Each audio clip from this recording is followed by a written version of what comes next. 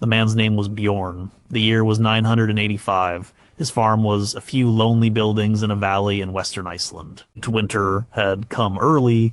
The wind from the north carried ice. It bit at any exposed skin. Bjorn's longhouse was built of turf and stone and timber. Inside, a long fire pit in the center was the only source of warmth and light. The smoke was supposed to escape through a hole in the roof. Mostly, it just filled the room, making his eyes water. A stranger arrived at dusk. He was on foot, which was unusual. He carried a simple pack and a walking staff. He was not a raider, he was not a merchant. He looked tired, his beard was caked with ice. He stood at the door and waited. He did not demand entry. Bjorn remembered the words. They were old words, passed down from his grandfather. They were from the Havamal, the sayings of the High One Odin. A guest needs a fire. A man who has journeyed over the mountains needs warmth. His clothes are wet. Bjorn gestured for the man to come inside. His wife, Ingrid, gave the stranger a bowl of hot stew. It was mostly boiled mutton and root vegetables. It was not a feast, but it was hot. The stranger ate slowly. While he did not speak, Bjorn watched him. Another saying came to mind. Be cautious. Do not trust a guest too quickly. Do not trust a stranger you meet on the road. You do not know his heart. They sat in silence for a while. The only sounds were the crackle of the fire and the howl of the wind outside. The stranger looked around the longhouse. He saw the shields on the wall. He saw the loom where Ingrid worked. He saw the children sleeping on a raised platform. He understood this was a home. Finally, the stranger spoke. He offered his name. It was Gunnar. He was a poet, a skald, traveling from one chieftain's hall to another. He had been caught in the storm. Bjorn nodded.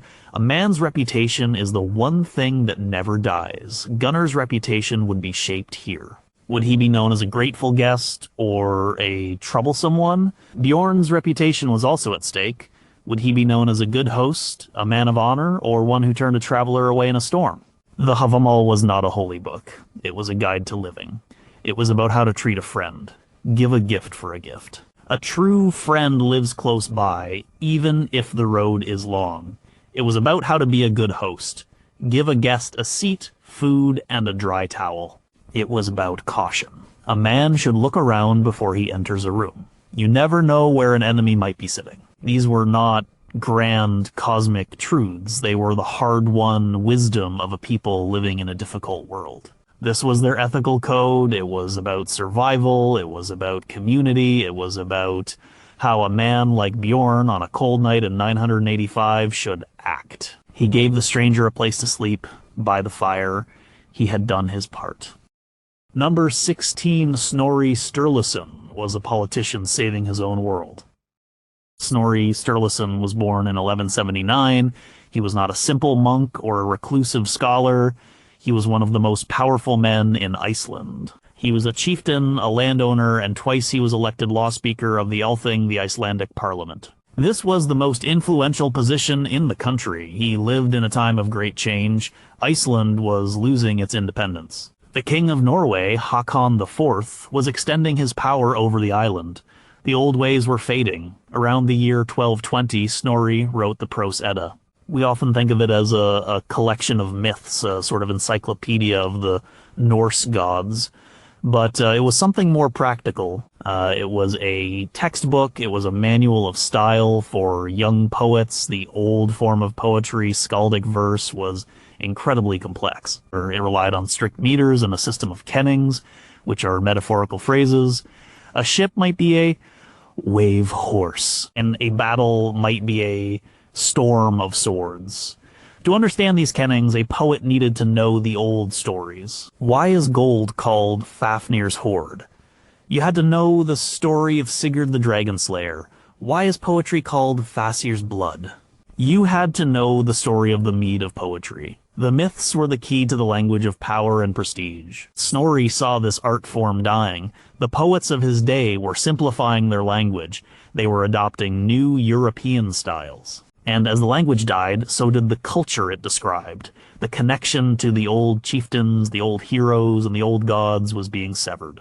This was a political problem for a man like Snorri. His power and identity were tied to that old Icelandic heritage. So he wrote the Prose Edda not just to preserve stories, but to preserve the tools of his culture.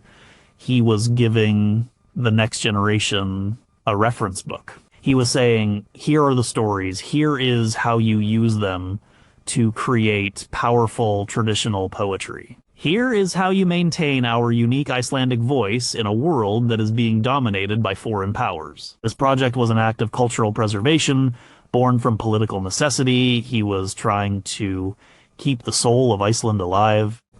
He wasn't just recording the past, he was trying to build a future for it. He failed in the end. He got caught in the political schemes between Iceland and Norway. In 1241, men sent by the Norwegian king arrived at his home at Reykholt. They found him and killed him. The man who wrote down the stories of gods and heroes died in a political assassination. His work, however, survived. It survived not as a holy text, but as the last great effort of a powerful man to save the world he knew. Number 15, the Völuspá prophecy, was a reaction to a changing faith. A woman stood on a headland in Iceland around the year 1000. She was a vulva, a seeress. She chewed on a staff and looked out at the gray sea. The world she knew was ending. Missionaries had come from the south. They spoke of a new god, a single god. They said the old gods, Odin and Thor and Freyja, were demons. At the Althing, the parliament, the chieftains were arguing. They argued about whether to accept this new faith. The pressure from the King of Norway was immense. Change was coming like a storm front over the ocean.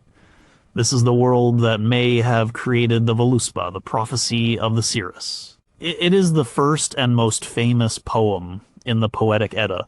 In it, a vulva tells Odin himself the story of the world, from its creation to its destruction. She speaks of the beginning of the void Ginnungagap, of the first beings. She speaks of the golden age of the gods. And then she speaks of a decay, oaths are broken, the gods themselves show weakness and moral failings. A great winter, the Thimble winter, will come. The world will be consumed by fire and flood in a final battle, Ragnarok. But the poem does not end there. After the destruction, the vulva sees a new world emerge. It is green and beautiful. A new hall with a golden roof appears. A few of the old gods return. A new powerful ruler comes to govern.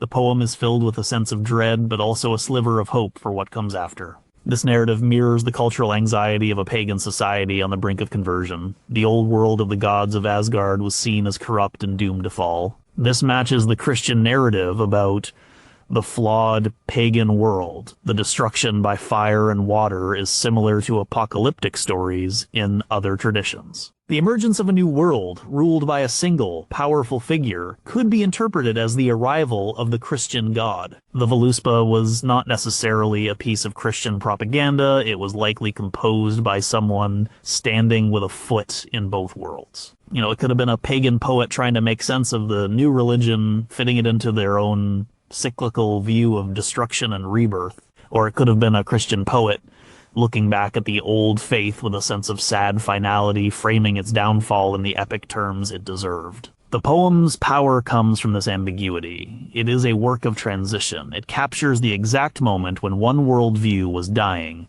and another was being born. The vulva's prophecy was not just about the cosmic fate of the gods. It was about the very real fate of the Icelandic people in the year 1000, as they let go of one faith and embraced another. Number 14, Loki, was the engine that made the stories work. We often see Loki as a simple villain. He is the trickster, the liar, the god of mischief.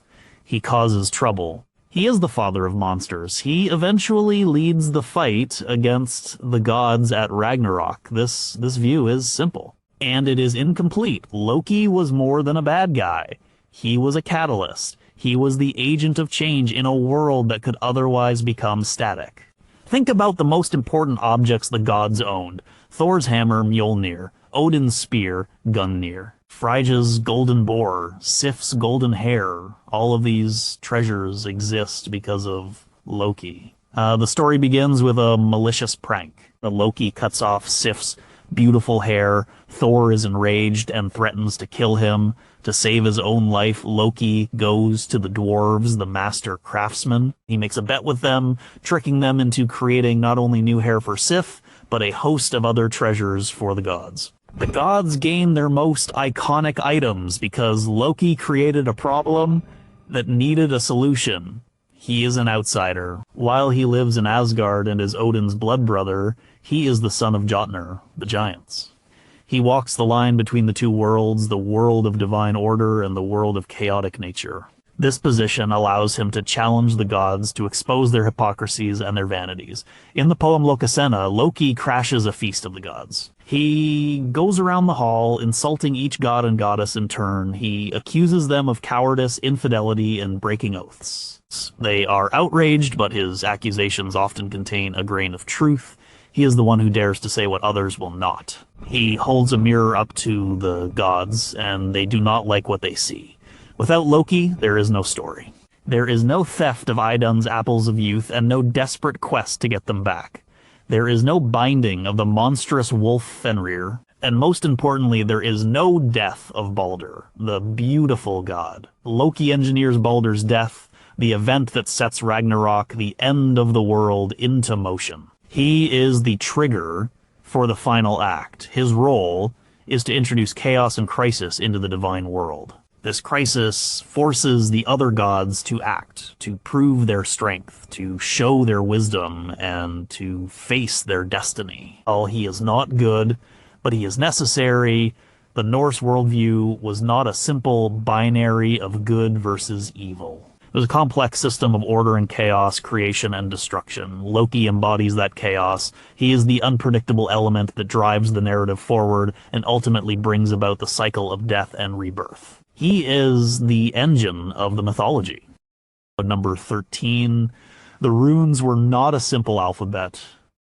In the year 1904, a farmer named Even Cleveland was digging a ditch on his farm near Oseberg, Norway. His spade hit something hard. It was wood. He kept digging. He uncovered the prow of a ship carved in the shape of a serpent's head. He had found the Oseberg ship, one of the most famous Viking Age burials ever discovered. It was buried around the year 834. Inside were the remains of two women, one old and one young, surrounded by incredible wealth. And among the artifacts was a simple staff made of yew wood. Carved on it were runes. The inscription was cryptic. It read, "Man knowledge." This was not a simple message. It was not, Olaf was here. The runes were not just letters for writing things down.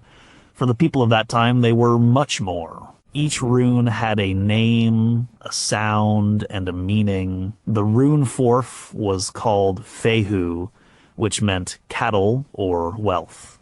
The rune fori was Urus Aurochs, the wild ox representing strength. The rune fori was Thurisas, giant or thorn, representing destructive force. To carve a rune was not just to write a letter, it was to invoke the concept behind it. The Poetic Edda tells us where this power came from. In the Havamal, Odin speaks of his own ordeal. He hung for 9 nights on Yggdrasil, the world tree, wounded with a spear, a sacrifice of himself to himself. In his suffering, he glimpsed the runes. He seized them. The knowledge came at a great cost. It was a secret power wrested from the cosmos. This is why runes were used for more than just marking property. Sagas are filled with examples of their perceived power. In Egil's saga, the hero Egil Skallagrimsson is offered a drink from a horn he suspects is poisoned. He cuts his hand and carves runes on the horn, smearing them with his own blood. The horn shatters. In another story, he finds a sick woman who has been getting worse. He discovers a piece of whalebone with poorly carved runes under her bed. A local man had tried to carve runes to win her love, but had done it wrong, causing her illness instead. Egil scrapes off the old runes, burns the shavings, and carves new healing runes. The woman recovers. This was their function. They were a technology for interacting with the world. You could carve runes for protection on a shield, for victory on a sword, for a safe journey on the prow of a ship. You could use them for divination, casting them to understand the forces at play in a situation. The Oseberg staff's man knowledge was likely a magical charm, an invocation of wisdom or power over others. The runes were a hidden language, a way to channel the fundamental forces of the world. They were not just an alphabet. They were a tool for magic. Number 12.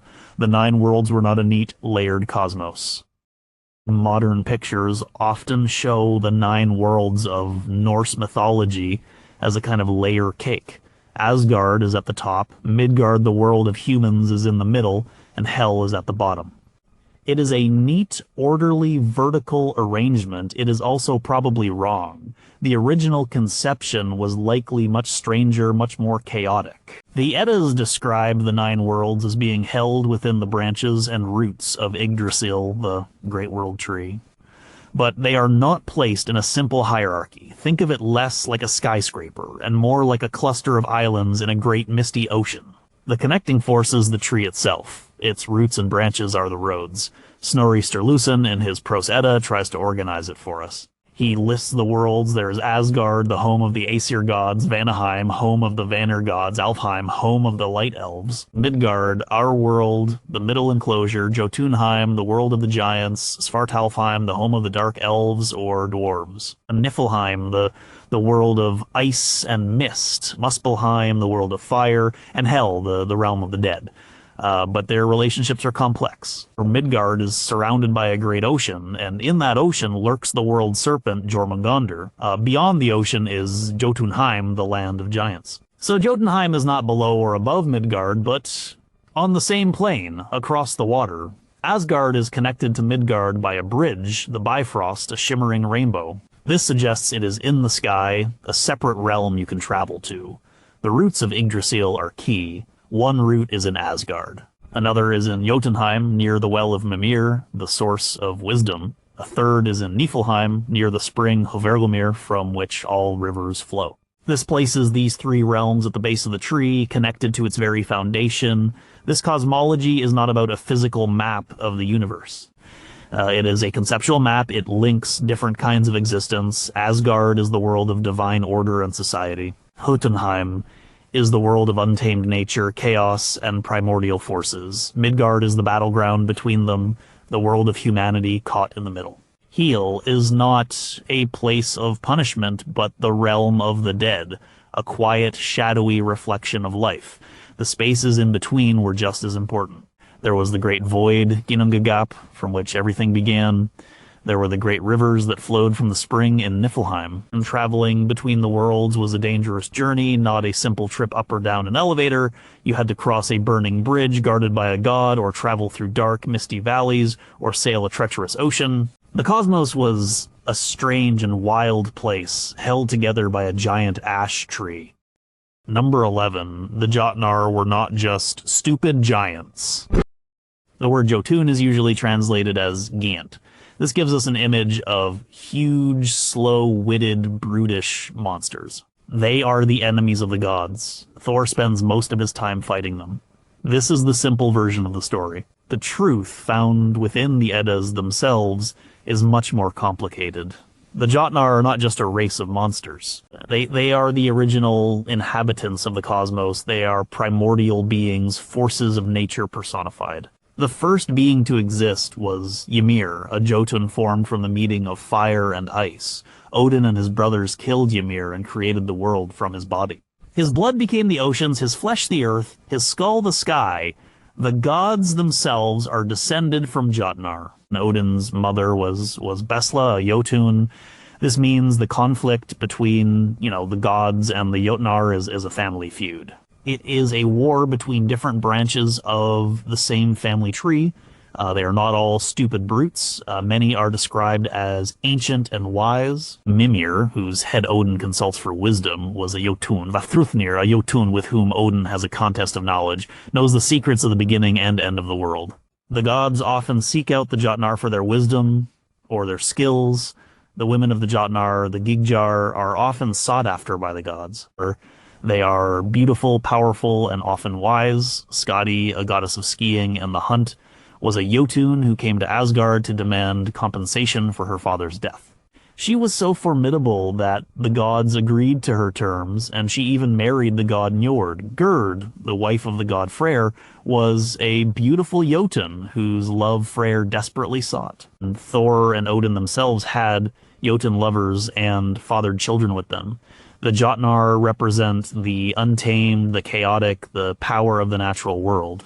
They are the avalanches, the glaciers, the volcanoes, the freezing winter storms. The gods, the Aesir, represent order, society, law, and human culture.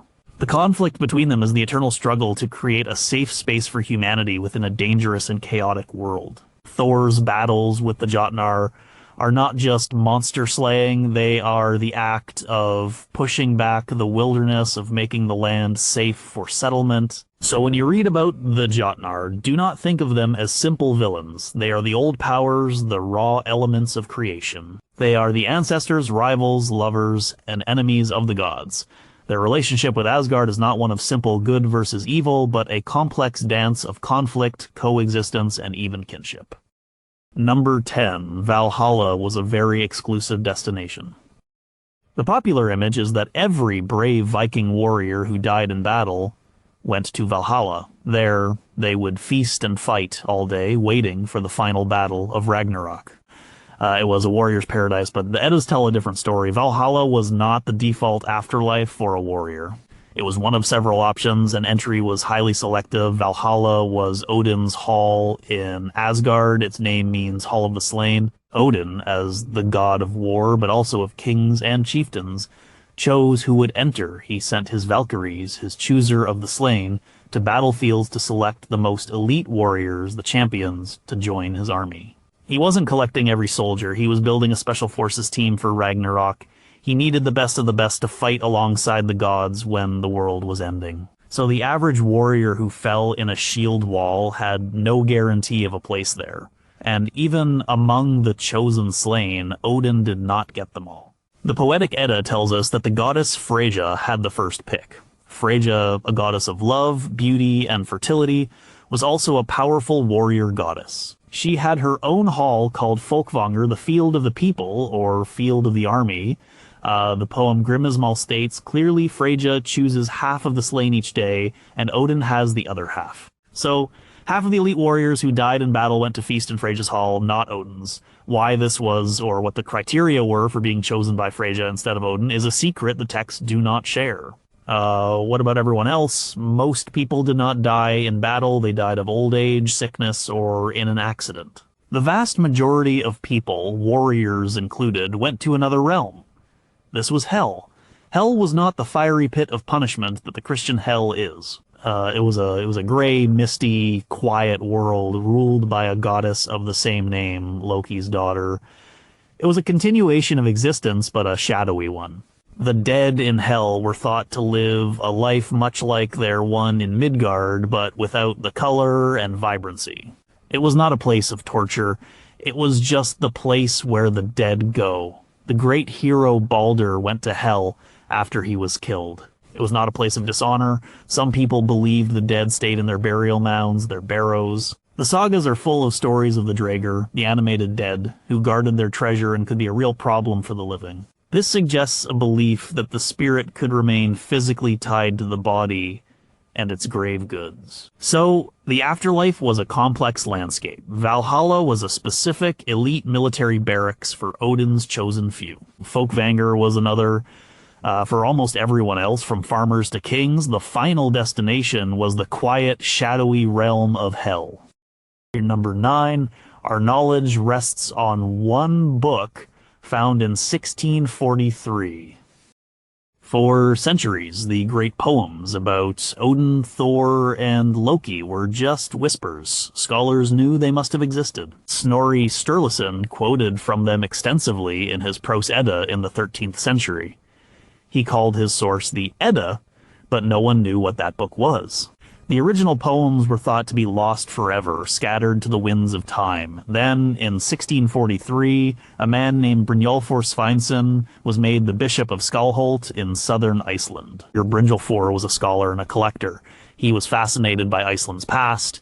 He began sending out letters to people all over the country, asking if they had any old manuscripts made of vellum, animal skin. He was hunting for history. One day, a collection of manuscripts arrived. Among them was a small, plain, unassuming book. It was not decorated. The vellum was of poor quality. But as Brynjolfur began to read the old Icelandic text, he must have realized what he was holding. Here were the poems Snorri had quoted. Here was the Völuspá, the prophecy of the seeress. Here was the Havamal, the sayings of Odin. Here were the epic tales of Thor's journeys and Loki's tricks. This was the source. This was the lost Edda. He named the manuscript the Codex Regius, the King's Book.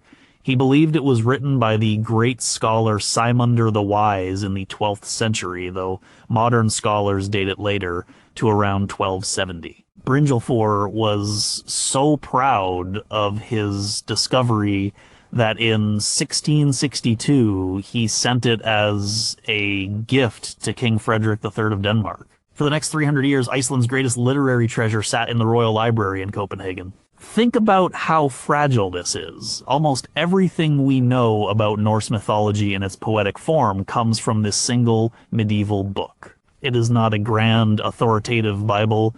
It is just one copy made by one anonymous scribe in the late 13th century, probably copying from even older sources that are now gone forever. We have no idea what that scribe chose to include or leave out. We do not know if he made mistakes. We do not know what other poems existed that were never written down in this specific collection. The entire rich world of the Poetic Edda, all those powerful voices from the past, survived by a single thin thread. It survived because a 13th century scribe did his work.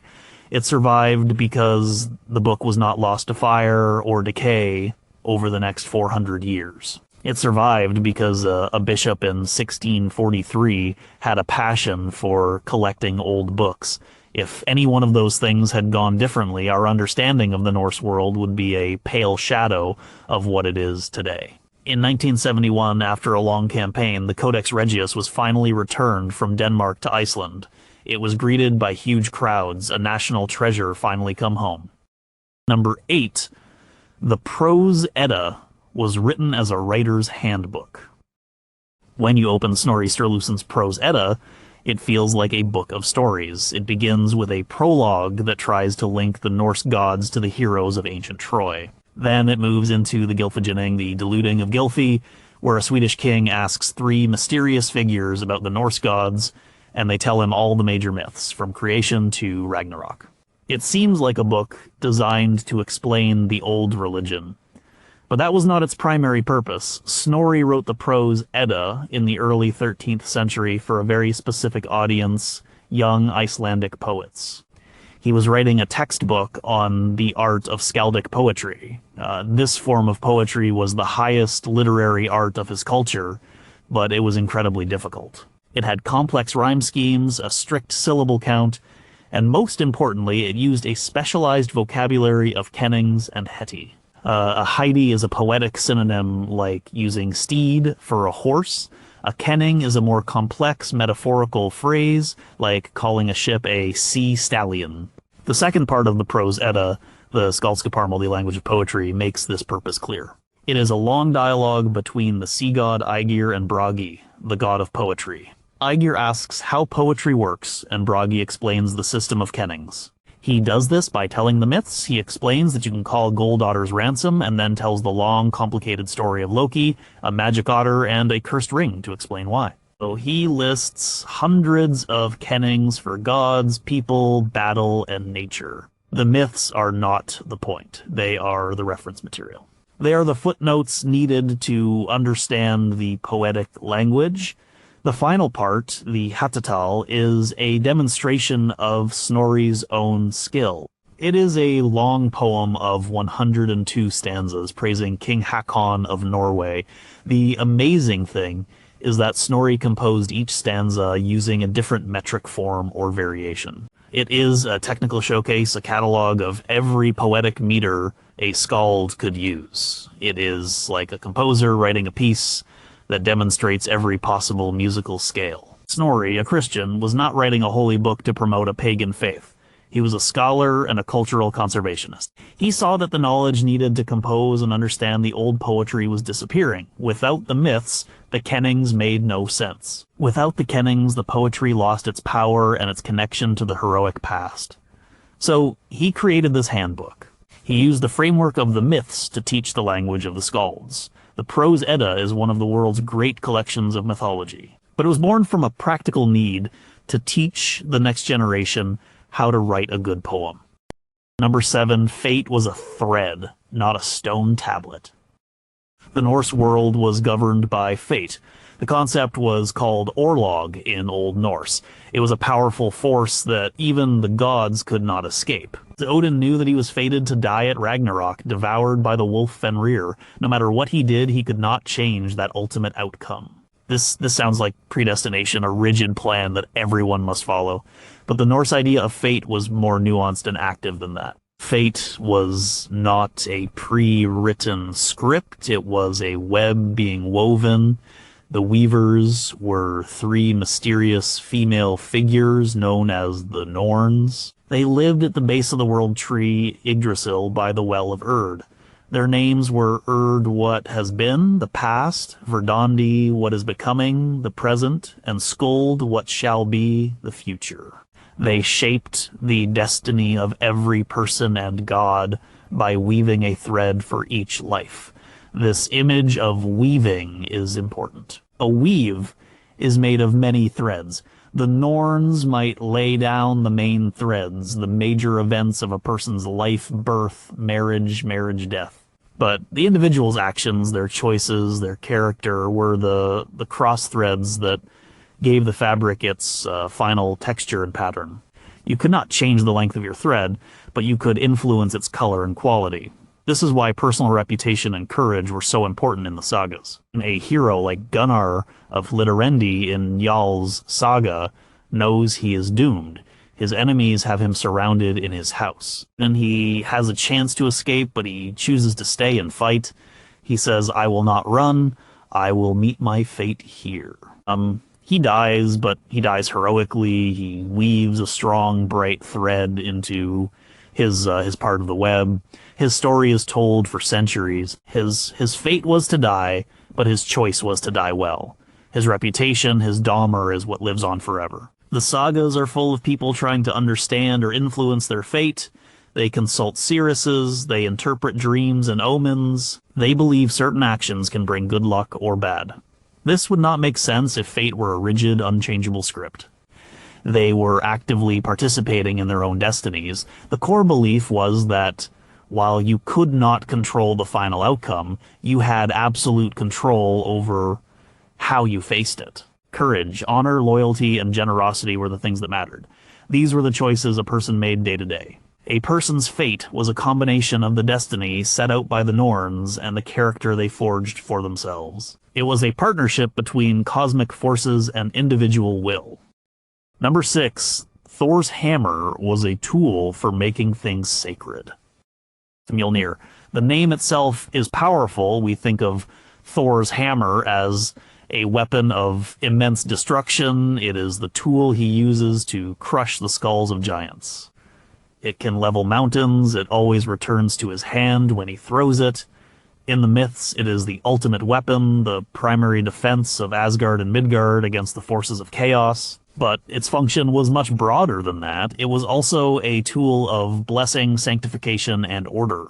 The name Mjolnir is related to words for crush or grind, but also possibly to a Slavic word for lightning. Your lightning is destructive, but it also brings rain, which brings fertility to the fields. The hammer had this dual nature. It was a symbol of protective power, not just destructive force. The Eddas show this other side of the hammer. In one story, Thor's goats, which pull his chariot, are killed and eaten for dinner. Thor lays their skins out and sanctifies the bones with his hammer. The next morning, the goats are alive and well. The hammer has the power of consecration and renewal. In the poem Thrymskvida, the giant Thrym steals Thor's hammer and demands the goddess Freyja as his bride in return. Thor disguises himself as Freyja, and goes to the wedding. At the climax of the ceremony, the hammer is brought out and placed in the bride's lap. This was part of an old Norse marriage ritual. The hammer was used to bless the union and grant fertility to the couple. As soon as the hammer is on his lap, Thor grabs it, throws off his disguise, and kills all the giants. But the story reveals the hammer's ceremonial role in society. Archaeology confirms this. All over the Viking world, archaeologists have found small amulets in the shape of Mjolnir. People wore them as pendants around their necks. There have been over 1,000 of these found. They were not worn by warriors alone. They are found in the graves of men, women, and children. They were worn for protection, for luck, for good health. They were the symbol of the old faith. When Christianity arrived, people wore crucifixes. Those who held to the old ways wore hammers. And archaeological find from Iceland, a 10th century soapstone mold, is fascinating because it could be used to cast both a cross and a hammer. This shows a time when the two faiths existed side by side. So when Thor raised Mjolnir, it was not always to destroy. He was also raising it to hallow a marriage, to bless a newborn child, to consecrate a funeral pyre, or to bring a sacred order to the world. It was a tool that pushed back chaos, both by fighting giants and by strengthening the bonds of the community. Number 5, Odin's quest for knowledge was a constant, painful sacrifice. Odin is often called the Allfather, the king of the gods. But his defining characteristic is not his power as a ruler. It is his relentless, obsessive, and painful quest for knowledge. He is a god who is fundamentally incomplete, and he spends all his time trying to fix that, no matter the cost. His wisdom is not given. It is bought, and the price is always a part of himself. His most famous sacrifice is his eye. He traveled to Jotunheim, the land of the giants, to the well of Mimir. Mimir's well contained the water of cosmic wisdom. To drink from it was to understand the deep secrets of the universe. Mimir, the guardian of the well, would not let Odin drink for free. The price was one of Odin's eyes. Without hesitation, Odin plucked out his own eye and dropped it into the well. He gained the knowledge he sought, but he was forever marked by the sacrifice. He is the one-eyed god, a constant visual reminder that knowledge has a cost. His other great ordeal is described in the Havamal. He sought the knowledge of the runes, the magical symbols that held power over reality. To gain this knowledge, he performed a shamanic ritual of self-sacrifice. He hung himself from a branch of Yggdrasil, the world tree. He hung there for 9 nights. He was wounded with his own spear. He had no food or water. He was, as the poem says, given to Odin, myself to myself. It was an offering of his body to his spirit. At the end of this agony, near death, he perceived the runes and was able to master their secrets. This was not a one-time event. His entire existence is a series of such quests.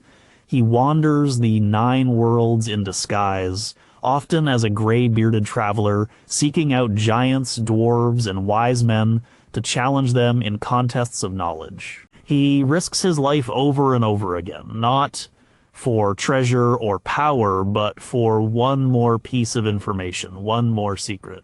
He practices Seder, a form of magic considered unmanly and dangerous, to learn the secrets of the future.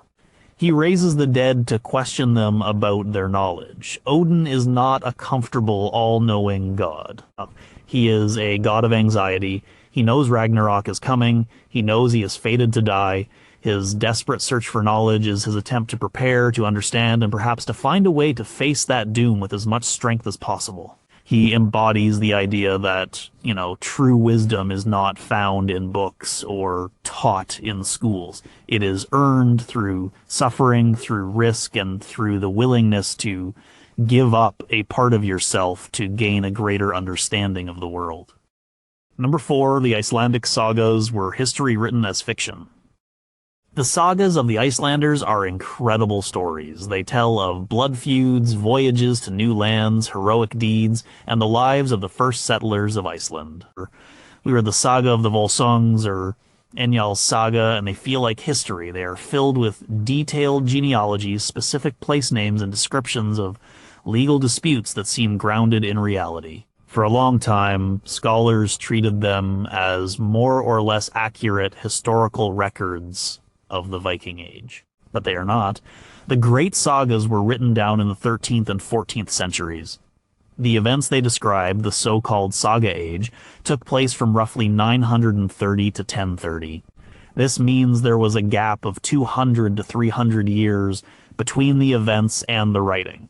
For all that time, the stories were passed down orally, from one storyteller to another. Imagine telling a story about the American Revolution that was only passed down by word of mouth for 250 years before being written down. The basic outline might be there, but many details would be changed, forgotten, or embellished. The authors of the sagas were not modern historians. They were not interested in objective fact. They were literary artists. They had a goal. They wanted to tell a good story. They created dialogue. They gave their characters psychological depth and complex motivations. They structured their narratives for dramatic effect, building tension and leading to a tragic climax. While the main characters and major events may have been real, the way they are presented is the work of a skilled author shaping the material. Think of Egil's Saga, the story of the violent, greedy, but brilliant poet Egil Skallagrimsson. Is it a biography? The saga claims that Egil composed complex skaldic poems on the spot in the middle of a battle or a tense court scene.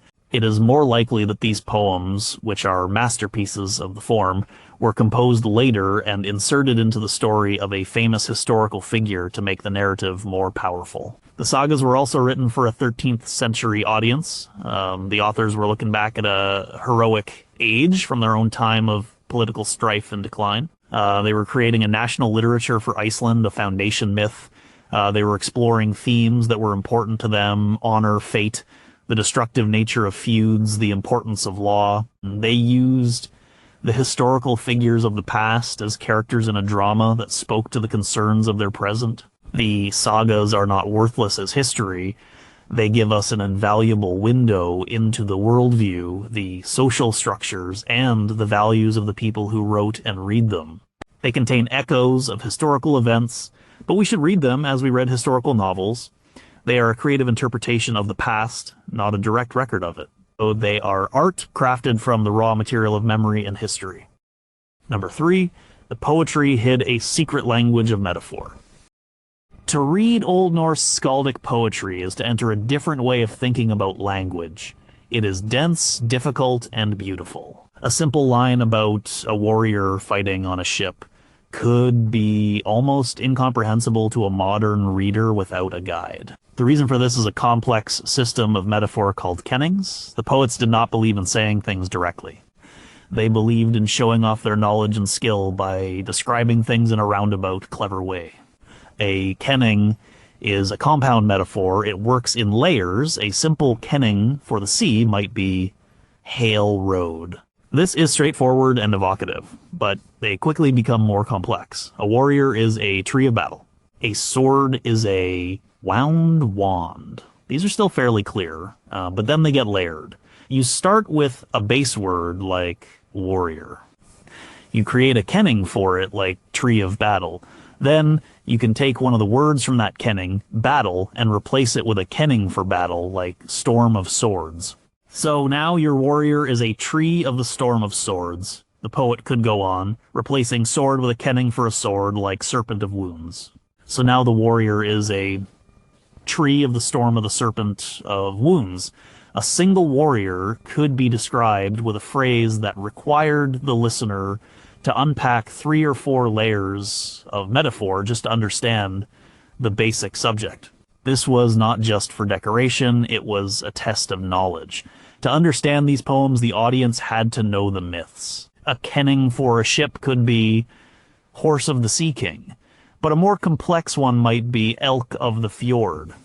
To understand why gold could be called Otter's payment, you had to know the entire myth of the cursed treasure of the dwarf Andvari, which involves Loki killing an otter that was actually a shape-shifting dwarf's son. The poets or skalds were highly respected professionals. Their skill was in their ability to weave these kennings into incredibly strict poetic meters. A good poem was a demonstration of immense learning and technical brilliance. It was a puzzle for the listener to solve. This poetic language shows a worldview where things were not seen in isolation. Everything was connected through a web of metaphor. A warrior was connected to a tree, a sword was connected to a snake, the sea was connected to a road. The world was a place of endless poetic correspondence. To learn this language was to learn the hidden connections between all things. It was a secret code, and knowing it was a mark of wisdom and culture. Snorri Sturluson wrote his Prose Edda largely to explain this secret language to a new generation before it was lost forever. Number 2. Women held a different kind of power. The world of the sagas and myths seems dominated by men. It is a world of Viking warriors, kings, and male gods. Women often appear in the background as wives, mothers, or the cause of feuds between men. But to look closer is to see that women wielded significant and varied forms of power. It was not always the same power as men, but it was potent. Within the myths, the goddesses are far from passive. Freyja is a primary example. She is a goddess of love and beauty, but she is also a formidable goddess of war who gets her pick of half the slain warriors. She is a master of cider, the most powerful form of magic, which even Odin learns from her. She is independent and fiercely protective of her freedom. When the gods try to marry her off to a giant to get Thor's hammer back, she refuses so angrily that the halls of Asgard shake. Skadi, the giantess, is another powerful figure. When the gods kill her father, she puts on armor, takes up weapons, and marches to Asgard alone to demand justice. The gods are so impressed by her audacity that they negotiate with her. She demands a husband from among them in compensation. She is an active agent, shaping her own destiny. The Norns, the three women who weave the fate of all beings, hold the ultimate power in the cosmos, a power beyond even that of Odin. In the Icelandic sagas, women's power often operated within the social and domestic sphere, but it was no less real. The mistress of a farmstead held the keys to the stores and managed the entire household, a complex and vital economic role. She was the keeper of the family's honor. In many sagas, it is the women who push the men to act. They are the incitors. They will not let an insult to the family go unavenged. They use their words, their influence, and their shaming tactics to drive the plot forward. Gudrun Osvifsdottir, the heroine of Laxdæla Saga, is a prime example. Her life is a series of dramatic choices that drive the men around her to love, jealousy, and ultimately violence. At the end of her long and tragic life, she is asked which man she loved the most. She replies, "I was worse to him I loved the most." Her passions and decisions are the engine of the entire saga. There was also the Volva, the Cirrus. This was a socially recognized role of immense spiritual power. These women lived outside the normal social structures and were consulted by chieftains and commoners alike for their knowledge of the future. The Völuspá, the most important poem in the Edda, is framed as the prophecy of a Volva. This tells us how much authority and wisdom was associated with such a figure. The power of women in the Norse world was not always on the battlefield, but it was woven deeply into the fabric of society, magic, and even fate itself. Number 1. Ragnarok was not the end, but a new beginning. Ragnarok is the most dramatic event in Norse mythology. It is the twilight of the gods, a final, cataclysmic battle. The sun will turn black, the earth will sink into the sea, the stars will fall from the sky, the wolf Fenrir will break his chains and devour Odin. The serpent Jormungandr will rise from the ocean and poison Thor, who will kill it, but then fall dead himself. The fire giant Surtur will engulf the world in flames. It is an apocalypse. It is the end of everything. But it is not. The Norse view of time was not linear, like a straight line leading from creation to a final judgment. It was cyclical, like the seasons. Winter is followed by spring, death is followed by rebirth, Ragnarok is the great winter of the cosmos, but a new spring is destined to follow. The Völuspá, the same poem that details the terrifying destruction, also describes what comes after. The Cirrus looks beyond the fire and the flood. She sees a new earth rising from the sea, green and beautiful once more. The fields will grow crops without being sown. A few of the gods survived the catastrophe. Odin's sons, Vidar and Vali, are still there. Thor's sons, Modi and Magni, arrived to claim their father's hammer, Mjolnir. Most importantly, Balder, the gentle god whose death set the whole tragedy in motion, returns from the realm of hell. He and his brother Hod, who killed him by accident, are reconciled. They will live together in the halls of the gods that once belonged to their father, and humanity is not wiped out completely. A man and a woman named Lif and Lifthrazir Lif and Desire to Live survive by hiding within the wood of Yggdrasil, the world tree, which itself withstands the destruction. They emerge into the new world, they will feed on the morning dew and become the parents of a new human race. This is not an ending, it is a cleansing. The old world of the gods, which had become corrupted by broken oaths and internal strife, is wiped away. The new world is a place of peace and innocence. It is a return to a golden age. The story of the Norse cosmos does not end with a period. It ends with a comma. It is a cycle of destruction and renewal. The ultimate secret of the Eddas is that even in the face of the most certain and terrifying doom, there is a promise of a new beginning.